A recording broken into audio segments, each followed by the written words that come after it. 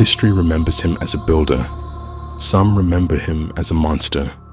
But before the empire, before the money, before the power, there was a boy who learned early that security only comes from control.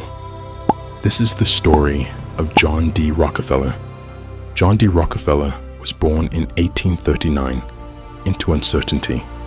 His father was unreliable, often absent, often dishonest. His home was not a place of comfort. It was a place of discipline. From his mother, Rockefeller learned restraint, silence, order. Emotion was weakness. Numbers were truth. While other children played, Rockefeller counted. Pennies, expenses, debts. Every transaction recorded. Every mistake remembered. He was not obsessed with money.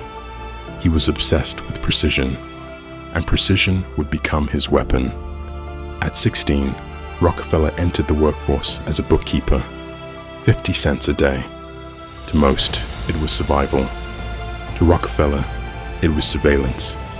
He studied how businesses failed, how men made decisions based on fear, how inefficiency killed companies quietly. He learned that chaos was predictable, and predictable chaos could be exploited. When oil was discovered, the industry exploded. Wild, unregulated, violent. Prices crashed overnight. Companies rose and died just as fast. Most saw madness. Rockefeller saw a pattern. Where others chased oil, he controlled refinement. Where others expanded recklessly, he reduced waste mercilessly. Standard Oil was not built on risk. It was built on elimination. Elimination of waste. Elimination of competition. Elimination of unpredictability. Rockefeller did not compete. He absorbed. He cut secret deals with railroads, forced rivals to sell, lowered prices until competitors bled, then bought them cheaply. He did not break the rules. He rewrote the game. By the late 1800s, Standard Oil controlled nearly 90% of America's oil. No corporation had ever held that much power. With power came fear. Newspapers attacked him. Politicians hunted him. The public called him ruthless, inhuman, dangerous. They weren't wrong. Rockefeller believed competition was chaos, and chaos had to be destroyed. But power attracts resistance. In 1911, the U.S. Supreme Court declared Standard Oil illegal.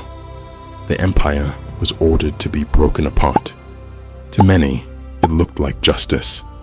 To Rockefeller, it was just another calculation. When Standard Oil split, Rockefeller owned shares in every piece. The empire didn't die. It multiplied. His wealth increased. His influence spread. And the man himself retreated into silence. But something changed. Rockefeller began to give away money on a scale the world had never seen. Universities, medical research, public health. Was it guilt, strategy, or legacy management? History still debates it. He applied the same cold logic to giving that he applied to business. Measure results, control outcomes, build systems that outlive you.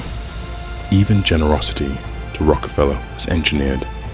In old age, Rockefeller lived simply, walking slowly, watching quietly. He had outlived his enemies, outlasted his critics, and reshaped capitalism itself. Love him or hate him, the world now operated on his blueprint. Rockefeller once said, "I do not think there is any other quality so essential to success as the quality of perseverance." But perseverance alone did not build his empire. Control did. His legacy is not oil.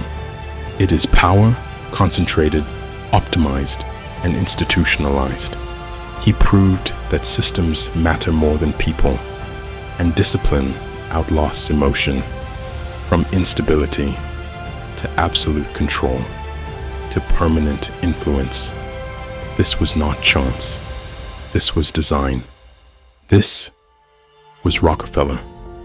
But Rockefeller's story did not end with his death, because power, once engineered into systems, does not disappear. It persists. The companies born from Standard Oil became Exxon, Chevron, Mobil, Amoco, names that still shape energy, politics, and global markets today. The structure survived the man. That was always the point. Rockefeller understood something few ever grasp. If you control the system, you don't need to control the people.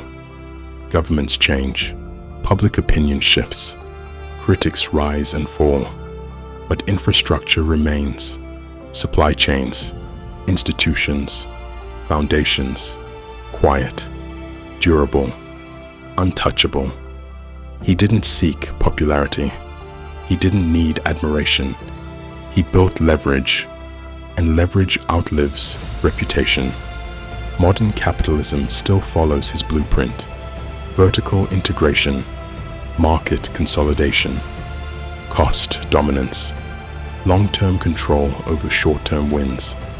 Whether they admit it or not, every corporate empire today is borrowing from Rockefeller's playbook.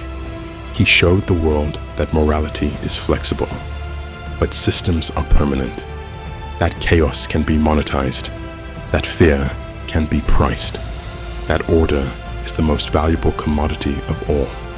And perhaps that is why his story still unsettles us, because it forces a difficult question. Was Rockefeller a villain, or was he simply the first man, brave enough to play the game? As it truly was, he did not chase wealth. He designed inevitability. And once inevitability is built, resistance becomes irrelevant.